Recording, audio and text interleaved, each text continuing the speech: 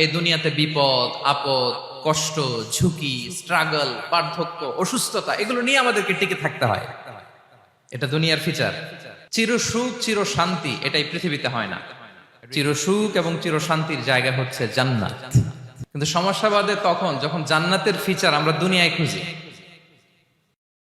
যেটা পাবো আমরা জান্নাতে, এটা খুঁজি কোথায়?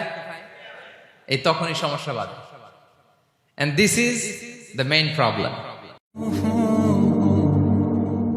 জীবনের জন্য পরীক্ষা এটা অনস্বীকার্য, হবেই হবে পরীক্ষা।